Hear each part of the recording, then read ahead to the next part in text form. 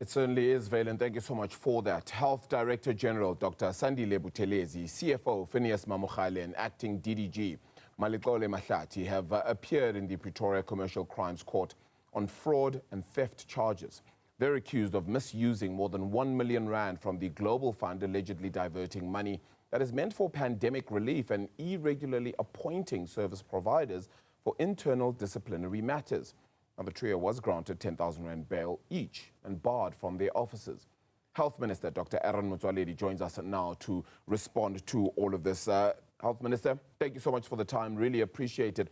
Minister, before we actually get into this conversation, I wanted to ask if perhaps I could get a response from you with regards to the life and times, the legacy of a man you also served with, and that is the passing of Lekota at the age of 77. Perhaps a few words and memories and even anecdotes that you may have of the man. Thank you very much, Arabile. Good morning and good morning to the listeners. Indeed, condolences to the Lekota family, to COPE and to South Africa as a whole. Yes, indeed, I was one of the people who worked very closely with Corporate Lekota because at the time he was released from Robben Island, I was the president of the Student Representative Council at the University of Natal Medical School. We used to bring people who are released from Robben Island to come and address us because we were very curious and eager during those years. It was in 1983. We were very eager to hear what's going on in Robben Island. Where is Mandela? What is he saying? Because remember, nobody has seen Mandela in real life. We just used to see pictures. And so people like Lekota were very valuable to us. And he did come and address us, and it was very, very interesting. And in the evening, we called all the activist students, no longer the mass meeting now, to sit with him for what we call Umkhawulo session.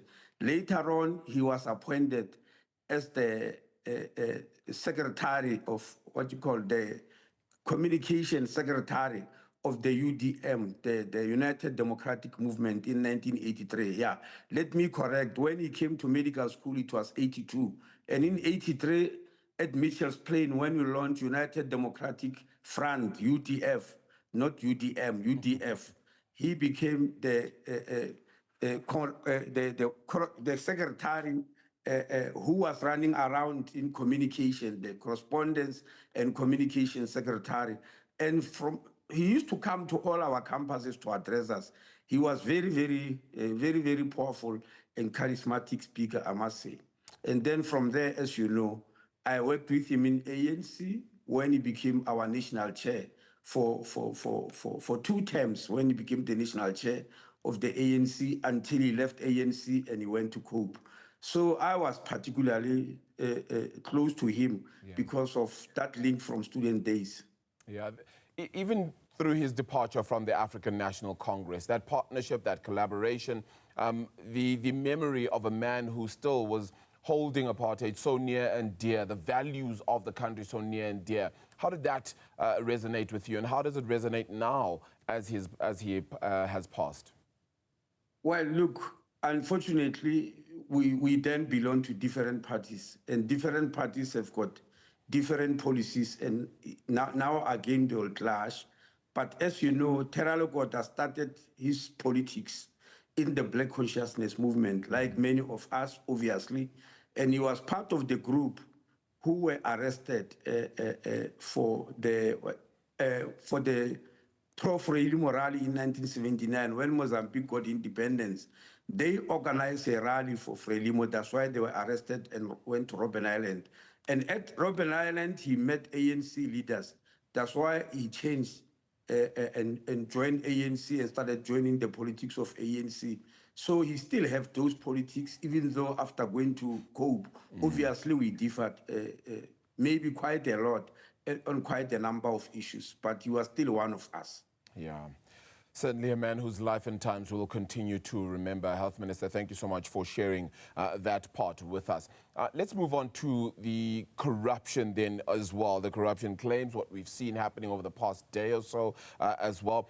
Perhaps let me get your initial thoughts on this, because, Minister, this is people in your own national department arrested and then having inflicted corruption. And one might say it's only R1 million compared to some other places. But this is a continued basis. It's more corruption in the health ministry. Your thoughts? Yeah, well, whether it's R1 million or R1 or what, corruption is corruption. And it's unacceptable, Arabile. It doesn't matter on the amount, because people should do the right things. Look, as I'm saying, I was taken by complete surprise, because I was not aware of all these things, and the fact that 4 people can meet together, if this is true, because we don't know yet, we'll hear in court, can meet and decide to defraud the department of R1 million, and people who are at that senior level. I, on my side, I'm still also trying to find out exactly what happened. For instance, the story we had on the charge sheet was that they used Global Fund money. From there, there's another story that they used HIV/AIDS money. I'm still going deeper to find out exactly how and which is which. Yeah. Would that then state possibly that you have weak procurement processes within the department? No, not at all.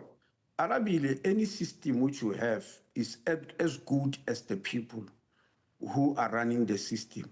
The procurement system is like any other. It's like any other department where you have got the bid adjudication, we have got the bid selection committee, which sit and select, then a bid adjudication committee, which is chaired by the CFO, who unfortunately is one of the people who have been arrested. From there, it goes to the DG, who is the final arbiter, who must check and do due diligence and sign it off so that it goes through.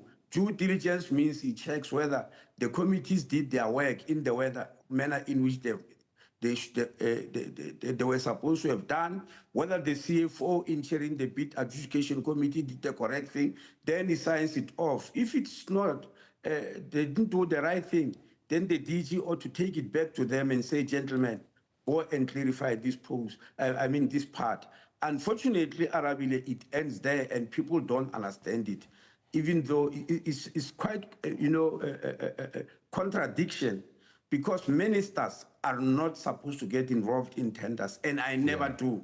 And we've been told clearly that you don't interfere politically, you leave the officials to do the work. Sure. But when the officials mess up, then people hold you responsible for it, that you should have done something, even though you are keeping an arm's length from all these processes.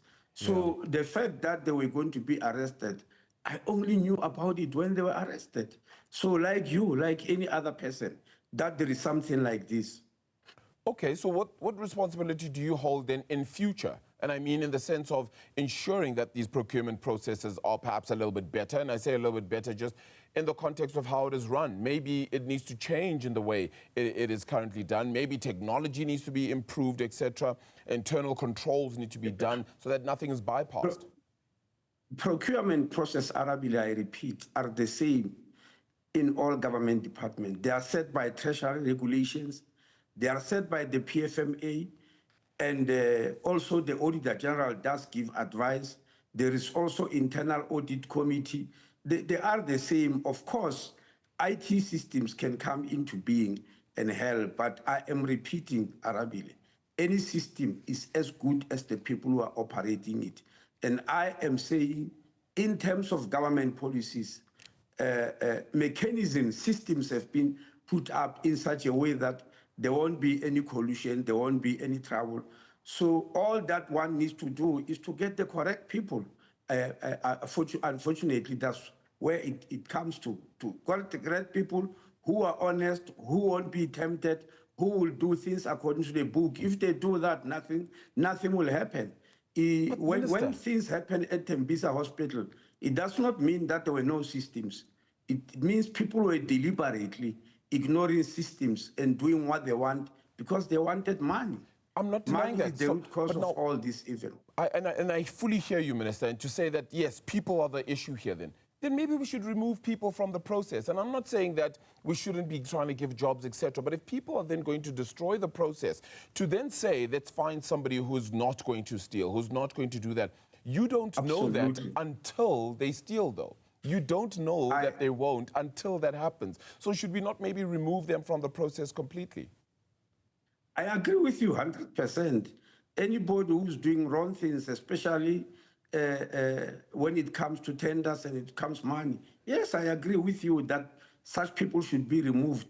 But you are right. You may not know who is going to do this until it happens. You know, Arabile, for the past 5 years, in every interview I conduct, even interviews where I'm called by my colleagues to help them interview, I ask them to allow me one question before the interview end.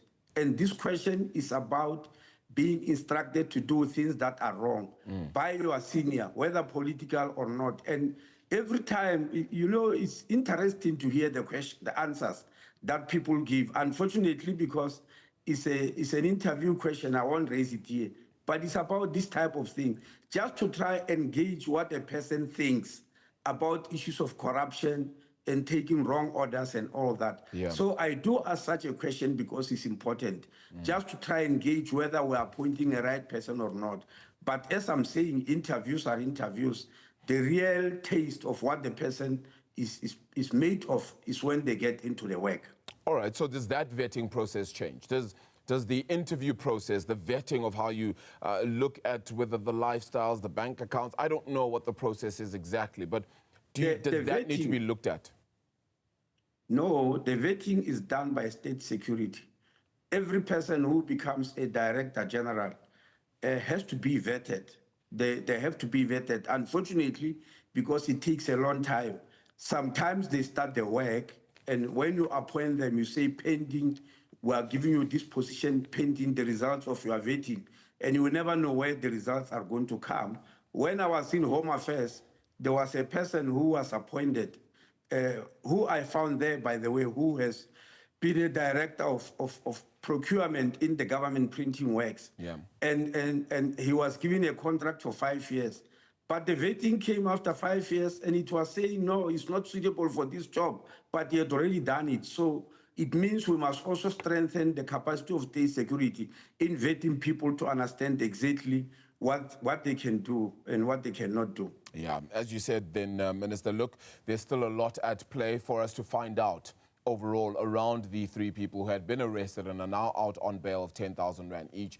Those including the Director General, a CFO in the department, as well as a senior manager. Health Minister Dr. Motsoaledi, really appreciate your time this morning. Thank you so much for joining us to speak about this and unpack it a little bit further, including the life and times of the Motsoaledi Lekota, who has passed away at the age of 77. It's our lead story. We'll be back with more news on that and more at the top of the next hour. Stay tuned.